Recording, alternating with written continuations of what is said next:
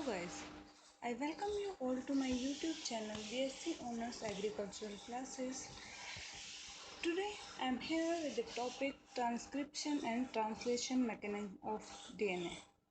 आज के लेक्चर में हम स्टडी करने वाले हैं कि जो प्रोटीन सिंथेसिस होता है वो दो स्टेप्स के अंदर होता है.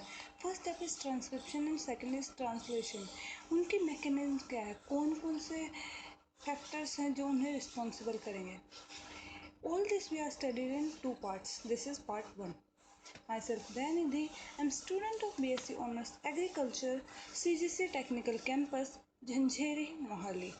My email address is dayanidhi2@gmail.com. Guys, in today's part, we are specially going to discuss about transcription. That is, transformation of DNA into RNA.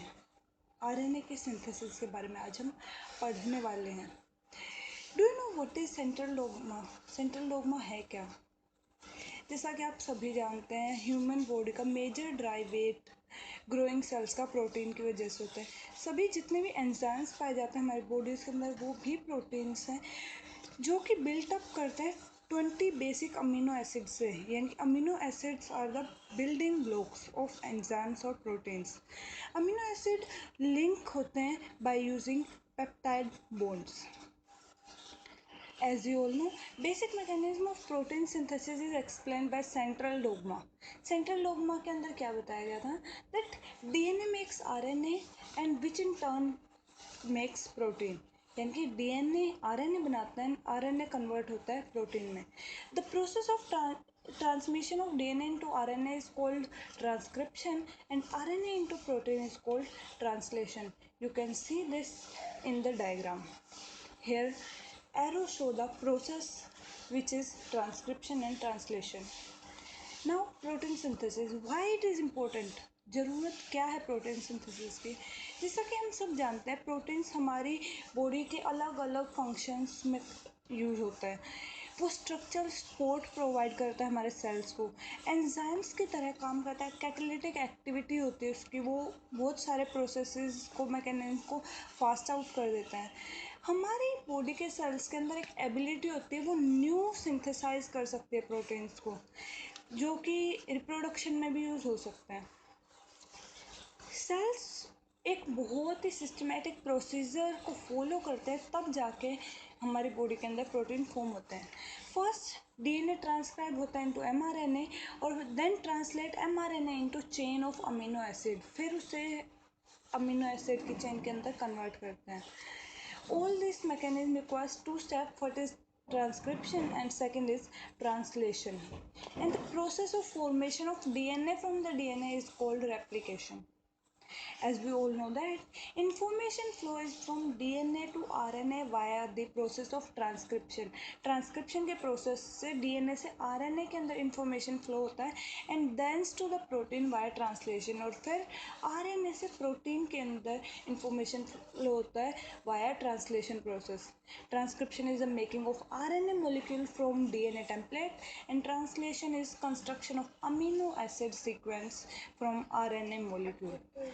Here you can see in the picture DNA form another DNA by the process called replication, which is in both direction to and fro, and this DNA by the process of transcription converts into mRNA, which on the attachment with the ribosomes under the process translation converts into protein.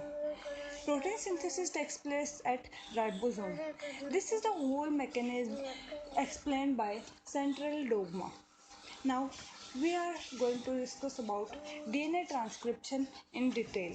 हम detail में जानेंगे कि कौन कौन से steps हैं DNA transcription के, why this is important, कौन कौन से एंजाइम्स इसके अंडर आते हैं, किन किन एंजाइम्स की हमें ज़रूरत होती है फॉर द ट्रांसक्रिप्शन. ये सब हम जानने वाले हैं. अब ट्रांसक्रिप्शन होती क्या है. अभी आपने जाना transcription is formation of RNA from DNA और information flow from DNA to RNA. Protein synthesis cell के न्यूक्लियस के अंदर बिगिन होता है जहाँ एनकोडिंग होती है प्रोटीन की कोपिड इनटू आरएनए. जीन जो होते हैं वो कॉपी हो जाते हैं आरएनए के अंदर। Gene are embedded in the cells chromosome, cell के क्रोमोसोम के अंदर एम्बेड होते हैं। And the process of transferring the genes DNA into RNA is called transcription. Information का flow from DNA to RNA is transcription. Transcription करता क्या है, it's help to magnify कर देता है। As we know that only one strand of mRNA is needed while synthesizing protein. Protein synthesis में सिर्फ एक strand की जरूरत है हमें. So normally mRNA exists in single stranded form. वो single stranded form में ही पाया जाता है. You can see in the above diagram. DNA is double helical या double stranded while mRNA is single stranded. वो single stranded form में ही पाया जाता है. प्रोटीन सिंथेसिस के अंदर एक्चुअली 3 टाइप के आरएनए पार्टिसिपेट करते हैं जिनके अलग अलग रोल होते हैं. These 3 types of RNA are messenger RNA, ribosomal RNA and transfer RNA. Messenger RNA carries genetic information from DNA. DNA से जेनेटिक इन्फॉर्मेशन को कैरी करता है. राइबोसोमल आरएनए सेलुलर पार्टिकल्स के कंस्टिट्यूएंट बनाता है, that is called ribosomes. and transfer RNA read करता है message of nucleic acid. वो मैसेज को रीड करता है जो कि हमारे न्यूक्लियस से आया था उसे. After transcription mRNA is transported out of the cell's nucleus. Cell के न्यूक्लियस से उसे बाहर ट्रांसपोर्ट कर दिया जाता है through nuclear pore to the site of translation, ताकि वो जो उसके अंदर जेनेटिक इन्फॉर्मेशन कोड की गई है वो हमारे एंडोप्लाज्मिक रेटिकुलम तक पहुंच सके. Transcription is the process of making an RNA strand from DNA template and the DNA molecule formed due to transcription is called transcript. DNA maintains information in the nucleus. हम सब जानते हैं DNA nucleus के अंदर पाया जाता है, तो डीएनए न्यूक्लियस के अंदर जेनेटिक इन्फॉर्मेशन को मेंटेन करता है, वाइल आरएनए ट्रांसपोर्ट करता है इन्फॉर्मेशन टू द साइटोप्लाज्म, जहाँ की अलग अलग सेल के पार्ट्स कंस्ट्रक्ट करते हैं स्पेसिफिक प्रोटीन्स को. RNA act as messenger between gene and the protein. जो जीन डीएनए के अंदर प्रेजेंट है एंड जो प्रोटीन बन रहा है उसके बीच में RNA act as messenger. In prokaryotes genes are expressed as required. Gene उसी तरह से दिखाई देते हैं जैसे कि उन्हें ज़रूरत है. While in multicellular they are expressed as subset of genes. बहुत सारे सबसेट बन जाते हैं. Transcription proceeds as RNA polymerase inserts complementary RNA bases opposite to the coding strand of DNA. Transcription तब स्टार्ट होती है जब RNA polymerase complementary RNA base encode करना स्टार्ट कर देता है. Antisense RNA blocks gene expression. Antisense RNA gene expression को block कर देता है जो हमारे लिए यूजफुल नहीं है. mRNA transmits information in a gene to cellular structure that builds information. mRNA का क्या काम है, वो information transmit करता है to the cellular structure that is endoplasmic reticulum. Each 3 mRNA bases in a row form a codon. वो codon की form करते हैं that specify a particular amino acid. एक particular codon sequence एक specific amino acid के लिए code करता है. mRNA gains a cap of modified nucleotides and a polyamine tail. Introns are transcribed and cut out and exons are reattached by ribozymes. हमें पता है कि इंट्रॉन्स ट्रांसक्राइब होते हैं और उन्हें कट किया जाता है और एक्सोन्स को रीअटैच कर दिया जाता है by the help of enzyme ribozyme. RNA जो एडिटिंग होती है वो इंट्रोड्यूस करते हैं base changes. Base pairs change हो जाते हैं जिसकी वजह से डिफरेंट टाइप्स के प्रोटीन्स फॉर्म होते हैं. Genetic code is a triplet non overlapping continuous universal and degenerate. जो हमारे जेनेटिक कोड होते हैं वो 3 के पेयर में पाए जाते हैं. That is why they are known as triplet. वो नॉन ओवरलैपिंग टाइप के होते हैं. As translation begins mRNA, tRNA, ribosomes, energy molecules and proteins, all these factors assembles. वो एक जगह assemble हो जाते हैं mRNA leader sequence binds to the rRNA in a small subunit of ribosomes. वो rRNA के साथ ज्वाइन करना शुरू कर देता है and first codon attracts tRNA bearing methionine. Methionine के साथ वो अटैच करना स्टार्ट कर देता है. जैसे ही चेन इलोंगेट होती है, लार्ज जो राइबोसोम की सब यूनिट है वो अटैच हो जाती है और अप्रोप्रिएट एंटी कोडोन पार्ट बनाना शुरू कर देती है tRNA का, जो कि पॉलीपेप्टाइड बॉन्ड बनाता है. पॉलीपेप्टाइड ग्रो करता है. जैसे ही स्टॉप कोडोन आता है, protein synthesis stops. RNA transcription require the following components. नीचे दिए हुए कंपोनेंट्स की बहुत ज़रूरत होती है आरएनए ट्रांसक्रिप्शन के लिए. These are enzyme, RNA polymerase, DNA template, 4 types of ribonucleotide, triphosphates, divalent metal ions which act as cofactors. No primer is needed for the RNA synthesis. RNA transcription is a complex process which can be explained by following steps.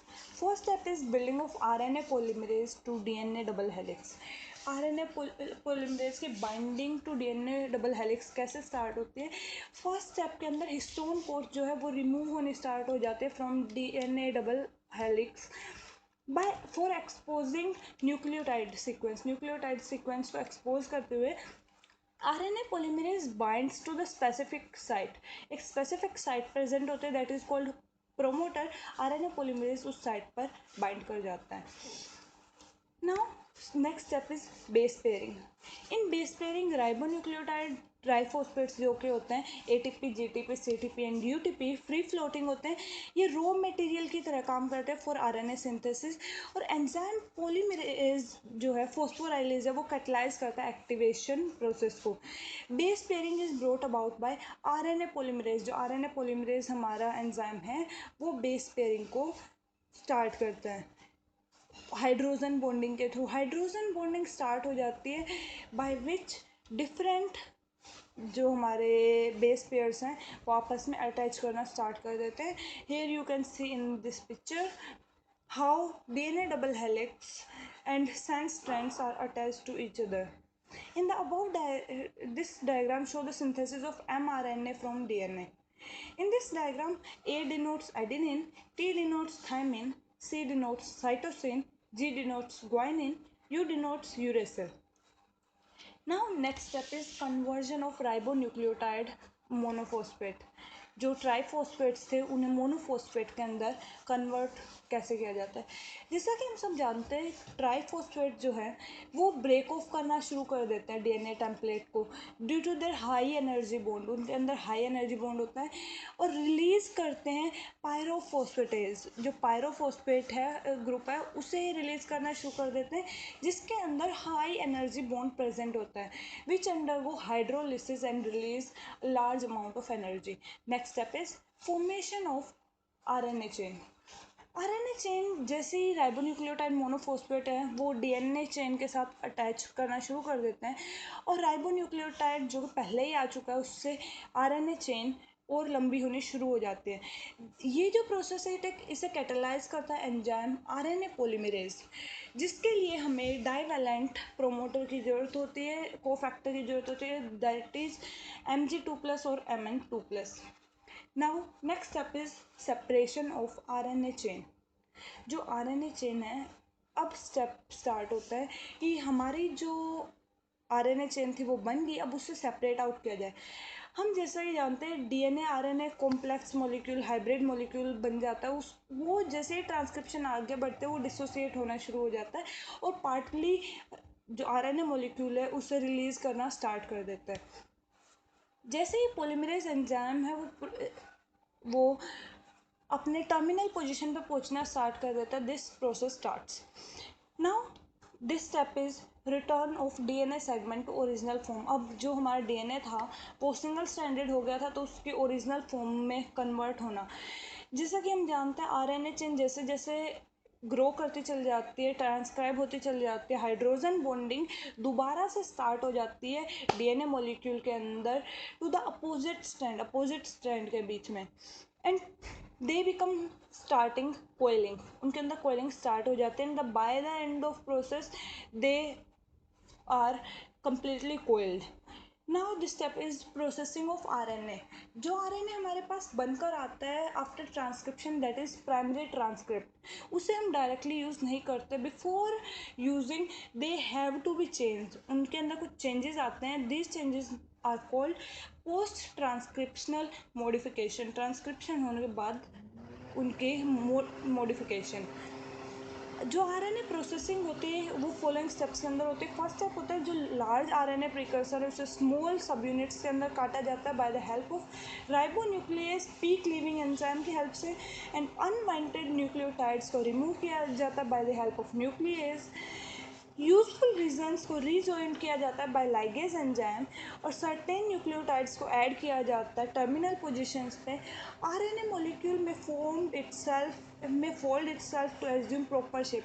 उसके अंदर folding start हो जाती है एक proper shape बनाने के लिए। This complete process of RNA transcription को हम सम अप कर सकते हैं as a single equation. This equation is ATP plus GTP plus CTP plus UTP and times in the presence of DNA template, Mg2 plus or Mn2 plus cofactors and RNA polymerase enzyme converts into RNA chain and PPI, inorganic phosphorus. Thanks for watching. Please like, share and subscribe. In translation process, we are going to discuss about translation process in next part of this video, which is part 2. Please continue watching. Thanks for watching. Like, share and subscribe my channel. Thank you.